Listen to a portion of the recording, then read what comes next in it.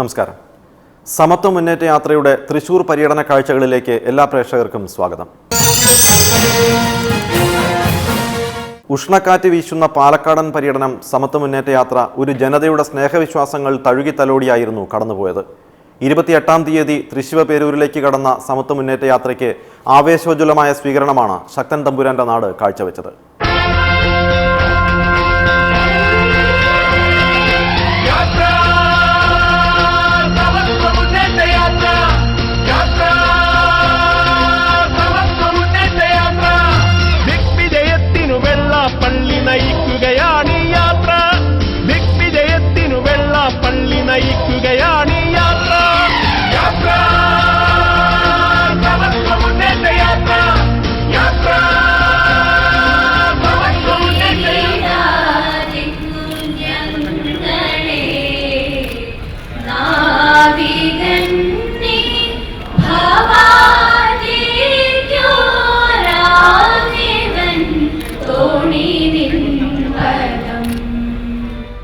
ഞങ്ങൾ ആരും ഒരു പാർട്ടിയോടോ സമുദായത്തിനോടോ വിദ്വേഷം പറയാനല്ല വന്നിരിക്കുന്നത്. ഒരു പാർട്ടിക്ക് എതിരല്ല, ഒരു സമുദായത്തിനും എതിരല്ല. ഭൂരിപക്ഷ സമുദായത്തിൻ്റെ വേദനകളും പ്രയാസങ്ങളും ഡിമാൻഡ് വെച്ച് സംസാരിക്കുമ്പോൾ ആ വിഷയങ്ങളിൽ നിന്ന് പറയേണ്ടതിന് പകരം ആ വിഷയവുമായി നിൽക്കുന്ന നേതാവിനെ എതിരെ ദുഷ്പ്രചരണം നടത്തുവാനും ഈ ജാഥയുടെ ലക്ഷ്യങ്ങളിൽ നിന്ന് തെറ്റ് വാർത്തകൾ സൃഷ്ടിക്കുവാനുമാണ് ഇന്ന് മാധ്യമങ്ങളെ പല നേതാക്കന്മാരും ഉപയോഗിച്ചുകൊണ്ടിരിക്കുന്നത്. അത് ഞങ്ങൾ തിരിച്ചറിയുന്നുണ്ട്.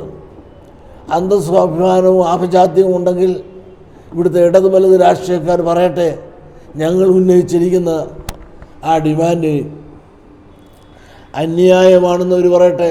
ഇവിടുത്തെ തെങ്ങ് കർഷകരുടെ ആവശ്യങ്ങളുടെ മുമ്പിൽ തിരിഞ്ഞു നിൽക്കുമ്പോൾ റബ്ബർ കർഷകർക്ക് വേണ്ടി വാരിക്കോരി കൊടുക്കുവാൻ അഹമികയായി ഇവിടുത്തെ രാഷ്ട്രീയ നേതൃത്വം മത്സരിക്കുമ്പോൾ കർഷകരായ തെങ്ങ് കർഷകർക്ക് വേണ്ടിയും പരമ്പരാഗത തൊഴിലാളികൾക്കും വേണ്ടിയും പറയാനും ശബ്ദിക്കുവാനും അവർക്ക് വേണ്ടി പെരുമാറാനും ആരെങ്കിലുമുണ്ടോ? ഇതെല്ലാം ഞങ്ങൾ ശക്തമായി പറയുമ്പോൾ ജാതി പറഞ്ഞു എന്ന് പറയും. ഞങ്ങളൊരിക്കലും ജാതിയാൽ പറയുകയല്ല, നീതിയാണ് പറയുന്നത്. വിദ്യാഭ്യാസപരമായി വളരെ പിന്നിൽ നിൽക്കുന്ന മലബാർ പ്രദേശത്ത് വിദ്യാഭ്യാസ സ്ഥാപനങ്ങൾ അനുവദിക്കണമെന്ന് പറഞ്ഞാൽ അത് ജാതിയാണോ? അത് നീതിയാണ്.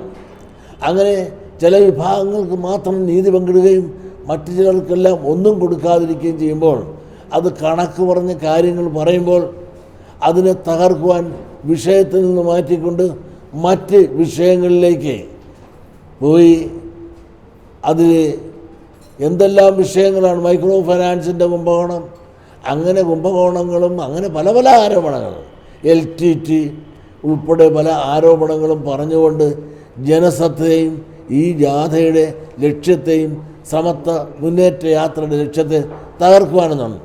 ഈ സമത്വ മുന്നേറ്റ യാത്ര എന്ന് പറഞ്ഞാൽ അത് എല്ലാവർക്കും സമത്വം കിട്ടണമെന്നാണ്. ഈഴവനോ പുലയനോ ഉള്ളാടനോ മാത്രം കിട്ടണമെന്നല്ല, നമ്പൂരിക്കോ കിട്ടണമെന്നല്ല. ഈ രാജ്യത്ത് ജനിച്ച് വളർക്കുന്ന എല്ലാ സമുദായത്തിനും, മുസ്ലിമിനും ക്രിസ്ത്യാനിക്കും ഉൾപ്പെടെ എല്ലാ സമുദായങ്ങൾക്കും സമത്വമായ ഒരു നീതി, അതായത് സാമൂഹ്യ നീതി ലഭിക്കണം. കിട്ടാതെ വന്നതാണ് ഞങ്ങൾക്ക് ഇങ്ങനെ ചിന്തിക്കുവാനും ഒത്തുകൂടുവാനും ഇടയായത്. ഇങ്ങനെ ഉണ്ടാക്കിയ സാഹചര്യം ഞങ്ങളല്ല, കേരളത്തെ മാറി മാറി വന്ന് ഭരിക്കുന്ന ഈ അഡ്ജസ്റ്റൻ്റ് ഭരണകൂടം ഇങ്ങനെ ഞങ്ങളെ ഒരു ചിന്തയിലേക്ക് കൊണ്ടെത്തിച്ചു എന്നുള്ളതാണ് നേരെ. ഇനിയെങ്കിലും ഈ ചിന്തയിൽ നിന്ന് മാറിക്കൊണ്ട് ഈ ഭൂരിപക്ഷ സമുദായങ്ങൾ പറയാനുള്ളത് കേൾക്കാനും അവർ പറയുന്ന ശരിയുണ്ടെങ്കിൽ ആ ശരി ഉൾക്കൊണ്ടുകൊണ്ട് കാര്യങ്ങൾ നേരെ കൊണ്ടുപോകുവാനുള്ള ഒരു ഇച്ഛാശക്തി ഭരണ പ്രതിപക്ഷങ്ങൾക്ക് ഉണ്ടാകണമെന്ന് മാത്രമേ ഈ തരുണത്തിൽ എനിക്ക് പറയാനുള്ളൂ.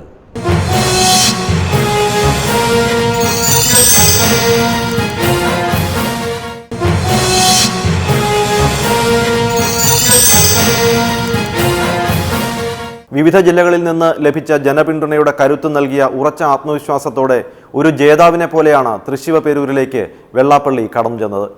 കേരളത്തിന്റെ സാംസ്കാരിക തലസ്ഥാനം ജാതിക്കും മതത്തിനും രാഷ്ട്രീയത്തിനും അതീതമായി തുറന്ന മനസ്സോടെയാണ് സമത്വ മുന്നേറ്റ യാത്രയെ സ്വീകരിച്ചത്.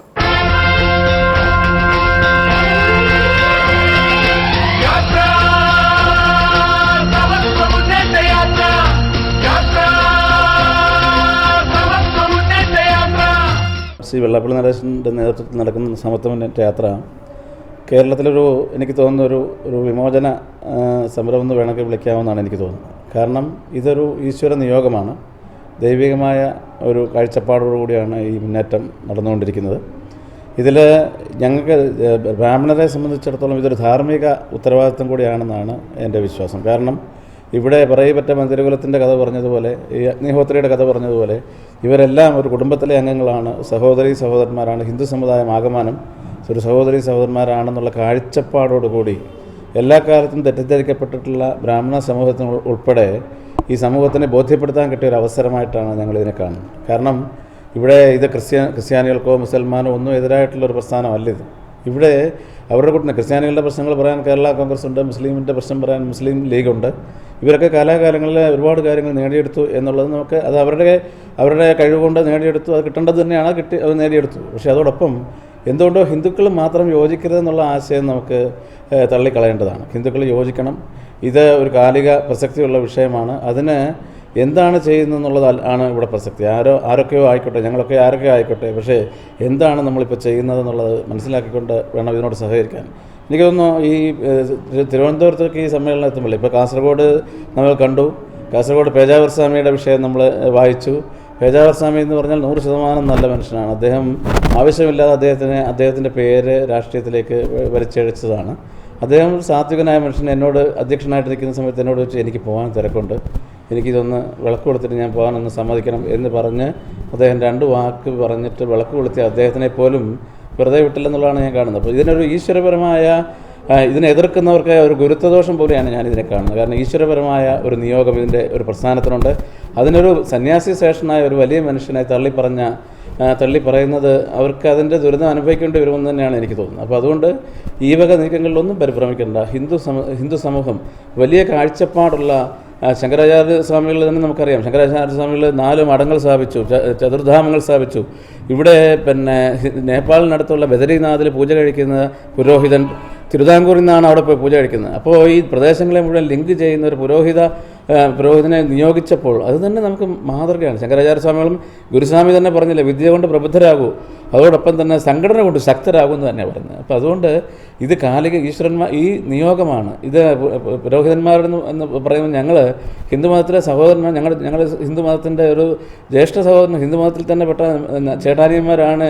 പിന്നെ ബ്രാഹ്മണനും പുലയനും പറയനും ഈഴവനും നായർ സമുദായം എല്ലാം തന്നെ. ഈ ധാർമ്മികമായ ഉത്തരവാദിത്വമാണ് എന്നെ സംബന്ധിച്ചിടത്തോളം ബ്രാഹ്മണ സമൂഹം ഇപ്പോൾ ചെയ്യുന്നത്.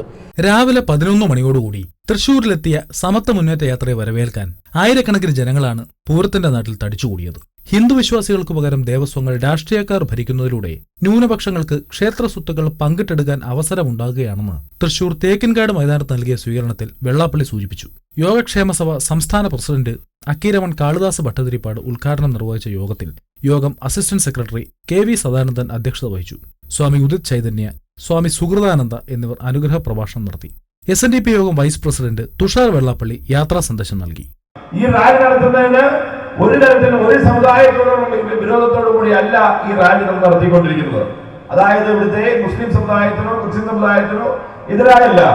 ഈ രാജ്യത്ത് ഹിന്ദുക്കൾക്ക് കിട്ടേണ്ട അവകാശങ്ങൾ, ഭൂരിപക്ഷ സമുദായത്തിന് കിട്ടേണ്ട അവകാശങ്ങൾ ജനസംഖ്യാനുപാതികമായി യഥാർത്ഥ സാമൂഹ്യ നീതിക്ക് വേണ്ടിയാണ് ഈ വലിയ ഈ റാലി കേരളത്തിൽ അങ്ങ് കാസർഗോഡ് നിന്ന് തുടങ്ങി നമ്മൾ തിരുവനന്തപുരത്ത് അവസാനിപ്പിക്കാൻ വേണ്ടി പോകുന്നത്. ഏതാണ്ട് കാസർഗോഡ് നിന്ന് തിരുവനന്തപുരത്ത് എത്തുമ്പോൾ ഏറ്റവും കുറഞ്ഞത് 4 ലക്ഷത്തിന് മുകളിൽ ആളുകളുമായി നേരിട്ട് സംവദിക്കുകയും അതിനുശേഷം അവിടെ ജനലക്ഷങ്ങൾ പങ്കെടുക്കുന്ന മഹാസമ്മേളനം തിരുവനന്തപുരത്ത് വരാൻ വേണ്ടി പോകുന്നത് ഡിസംബർ 5-ന് നടക്കാൻ വേണ്ടി പോവുകയാണ്.